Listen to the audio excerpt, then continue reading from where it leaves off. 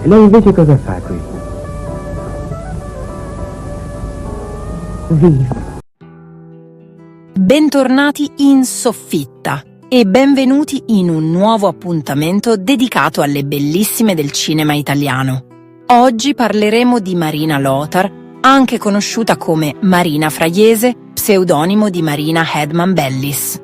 È stata la prima star a luci rosse, diciamo così, italiana, inteso nel senso moderno della parola, una star e una donna coraggiosa. E la sua carriera è stata una combinazione di ribellione, trasgressione che ha sfidato le convenzioni sociali della sua epoca e, inaspettatamente, anche di partecipazione al cinema mainstream. Una figura unica nella storia del cinema italiano, che ha sicuramente lasciato un segno. Diventata famosa poiché sconvolse l'Italia con la sua prima pellicola girata dentro un convento nel 1979 e destinato al mercato hard italiano. Nella sua carriera userà 3 cognomi, prima il proprio, Hedman, poi quello del marito Fraiese e infine uno inventato, Lothar. Se ti sei perso una puntata del podcast non disperare, la puoi recuperare nella playlist dedicata, ti lascio il link nella descrizione del video.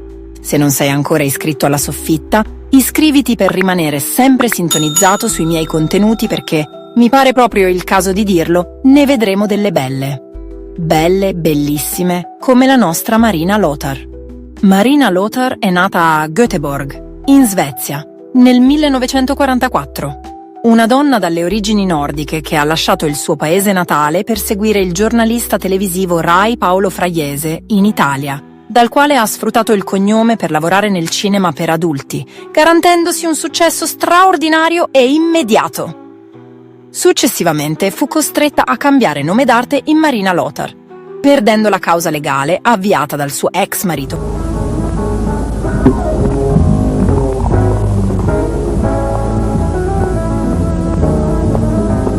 Principessa?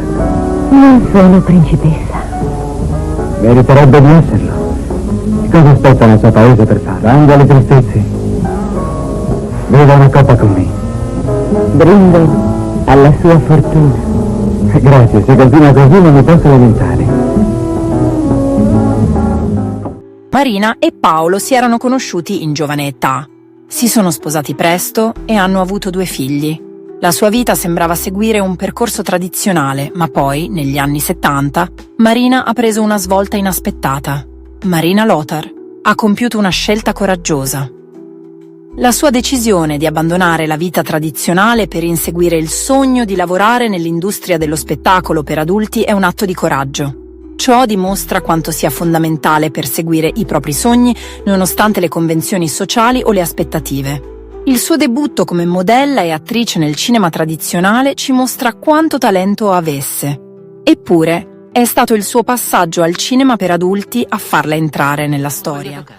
Ciao, bello. Buonasera, signori. Volete accomodarvi? Sono Rocco D'Anselmo. Piacere. Roberto Valli. Prego. Grazie.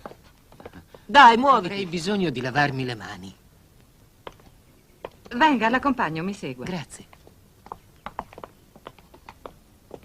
Nel 1979, Marina si è distinta interpretando una scena hard in Immagini di un convento, provocando uno scandalo in Italia. Questo evento ha sollevato molte domande sulla libertà artistica e l'ipocrisia della società. Ma ciò che rende ancora più affascinante la sua carriera è la sua versatilità. Non solo ha recitato in film a luci rosse, ma ha anche accettato ruoli in pellicole mainstream, dimostrando che l'arte non conosce limiti.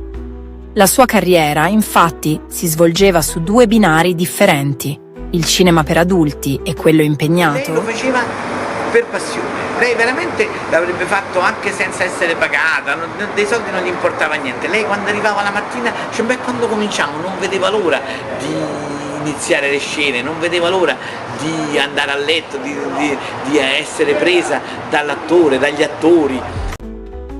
La Hedman ha recitato anche in Primo amore di Dino Risi nel 1978 e La città delle donne, 1980, di Federico Fellini. Fino al 1984 si alterna tra cinema per adulti e cinema per tutti, apparendo ad esempio in Fantozzi subisce ancora, 1983.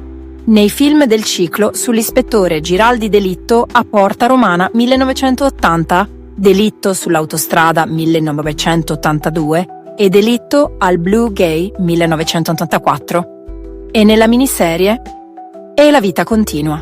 In seguito si dedica completamente al cinema fino al 1991, quando si ritira dalle scene. Nel 1976, dopo il divorzio, ha iniziato a lavorare in film erotici, aprendo la strada a una carriera che avrebbe sconvolto il panorama cinematografico italiano. La svolta avviene nel 1979, quando Marina Lothar si ritrova a interpretare una scena hard in Immagini di un convento. Questo film è stato il primo del suo genere destinato al mercato italiano e ha scatenato uno scandalo in tutto il paese. Il fatto che fosse stata interpretato dalla ex moglie di un noto giornalista televisivo ha contribuito ulteriormente al suo impatto. La sua carriera ha avuto alti e bassi, ma è stata una figura di spicco nell'industria dell'hard italiano. Marina Lothar ha collaborato con alcuni dei nomi più noti del cinema per adulti, tra cui John Holmes, e ha guadagnato una reputazione come una delle prime star del settore. Il miliardario è quel tipo. Barman? Sì, signore? Quella bottiglia di champagne ben fredda e 2 coffe. Subito. Signorina Zelda, un messaggio per lei. Ah, sì? E da parte di chi? Beh, più che un messaggio, un invito da parte del signor Rossano. Chiede se gli fa l'onore di una coppa di champagne con lui. Sa come sono questi miliardari.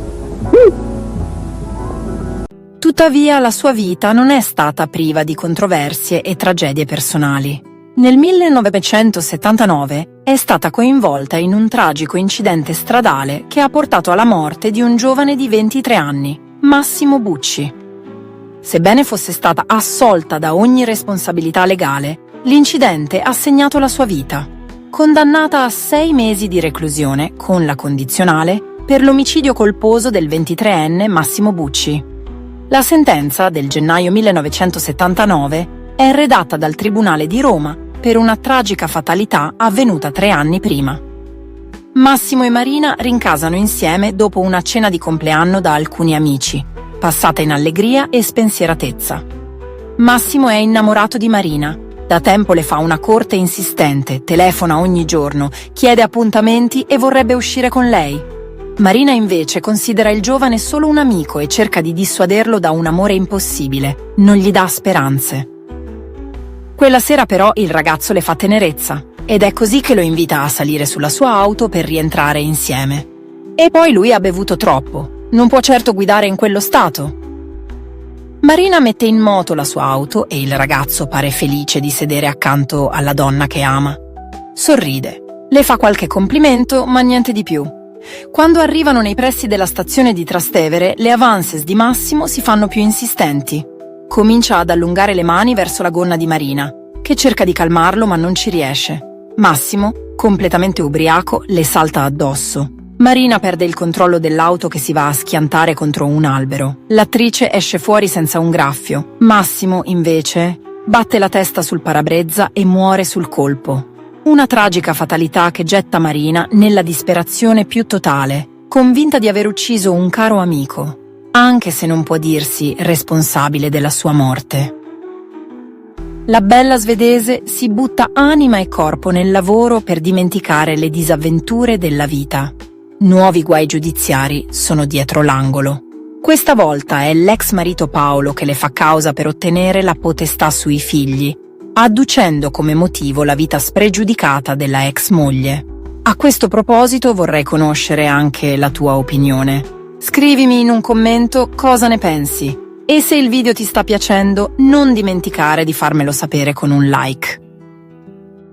La sua carriera è durata fino agli anni 90, quando si è ritirata definitivamente dal mondo dell'hard e dello spettacolo. Ha continuato a vivere la sua vita in modo discreto, lontano dai riflettori. La storia di Marina Lothar, o Marina Fraiese, è un racconto avvincente di una donna che ha sfidato il conformismo sociale e ha fatto scelte audaci nella sua carriera. Questo mi fa riflettere sull'importanza di non giudicare superficialmente le persone in base alle loro scelte di vita o alle loro professioni. Ha dimostrato una determinazione straordinaria nel perseguire la sua visione e nel vivere la sua avventura senza curarsi degli stereotipi o delle critiche. In un mondo che spesso promuove la conformità e l'omologazione, la vita di Marina Lothar è un promemoria che le storie più interessanti spesso escono dai confini del normale. Ci insegna che l'autenticità e il coraggio di essere se stessi sono le chiavi per vivere una vita appagante. Le sue scelte audaci e la sua coerenza nell'affrontare la moralità comune ci invitano a riflettere sull'importanza di seguire la propria visione, anche quando questa va controcorrente. La sua storia ci ricorda che dietro ogni individuo si nascondono storie uniche e sorprendenti, e dovremmo sempre guardare oltre le apparenze per scoprire la complessità e la bellezza delle persone. E cliccando sul video qui accanto, potrai scoprire cos'è successo a quest'altra indimenticabile attrice.